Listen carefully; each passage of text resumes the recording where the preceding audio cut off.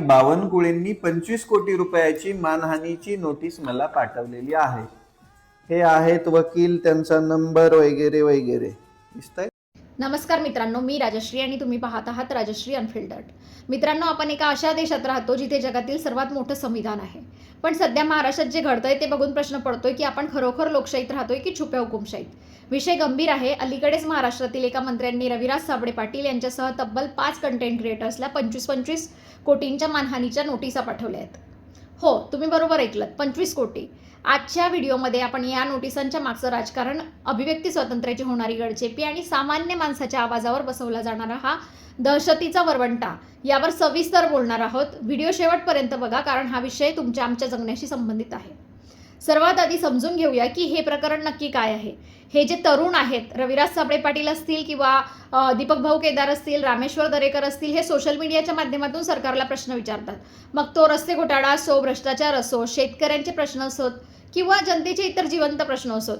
पण झालं असं की यांच्या या प्रश्नांमुळे कुणाची तरी मानहानी झाली आणि उत्तर देण्याऐवजी थेट वकिलांमार्फत 25 कोटींच्या नोटिसा धाडण्यात आल्या. आता मला सांगा, एखाद्या मंत्र्याने किंवा लोकप्रतिनिधीने केलेल्या कामावर प्रश्न विचारणं ही मानहानी कशी काय असू शकते? आम्ही कर भरतो, टॅक्सेस, मग आम्हाला जाब विचारण्याचा अधिकार संविधानाने दिलाय ना. आता आपण येऊया मुख्य मुद्द्यावर. अभिव्यक्ती स्वातंत्र्य, फ्रीडम ऑफ स्पीच. भारतीय संविधानाच्या कलम 19 नुसार आपल्याला बोलण्याचं, व्यक्त होण्याचं स्वातंत्र्य आहे. पण सध्या काय चाललंय? जर तुम्ही सरकारच्या विरोधात बोलतात किंवा सत्य दाखवायचा प्रयत्न केला तर तुमच्यावर कायदेशीर कारवाईची टांगती तलवार ठेवली जाते. 25 कोटी हा आकडा कशासाठी? एखाद्या सामान्य कंटेंट क्रिएटरकडे किंवा पत्रकाराकडे 25 कोटी रुपये असतील का? नक्कीच नाही. मग हा आकडा फक्त भीती घालण्यासाठी आहे का? जेणेकरून या नोटिशीचा धाक बघून इतर कोणीही पुन्हा तोंड उघडण्याची हिंमत करू नये. ही सरळ अभिव्यक्ती स्वातंत्र्याची गळचेपी आहे. म्हणजे आता जनतेने फक्त होला हो म्हणायचंय का? वा वा करायची आहे का? आणि जर आम्ही चुकलं, तिथे ओरडून सांगितलं तर आम्हाला कोर्टाच्या पायऱ्या चढवायच्या का?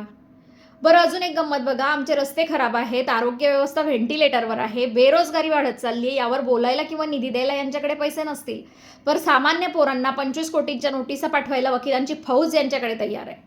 वा रे सरकार, म्हणजे तुमच्याकडे प्रश्न विचारणाऱ्यांची तोंड दाबायला वेळ आहे, पण ज्या प्रश्नांमुळे ही परिस्थिती ओढावली ते सोडवायला वेळ नाही.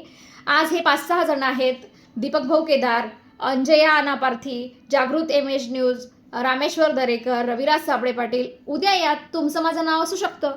जर आज आपण गप्प बसलो तर उद्या प्रश्न विचारायला कोणीच शिल्लक राहणार नाही. मित्रांनो, ही लढाई फक्त या 5-6 जणांची नाही आहे. ही लढाई आहे त्या प्रत्येक आवाजाची जो सत्यासाठी उभा राहतो. लोकशाहीत प्रश्न विचारणं हा गुन्हा नाही, तर तो आपला अधिकार आहे. जर काम चोख असेल तर नोटिसांची गरजच काय? मला तुम्हाला विचारायचं आहे, तुम्हाला काय वाटतं? ही 25 कोटींची नोटीस म्हणजे खरोखरच कुणाची अब्रू वाचवण्याचा प्रयत्न आहे की सत्तेचा माज आहे? की ही भीती आहे की लोक आता जागृत होत आहेत?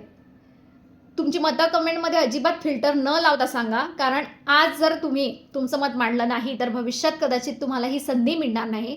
हा व्हिडिओ जास्तीत जास्त लोकांपर्यंत पोहोचवा, शेअर करा, जेणेकरून सत्तेत बसलेल्यांना कळेल की सामान्य माणूस आता गप्प बसणार नाही.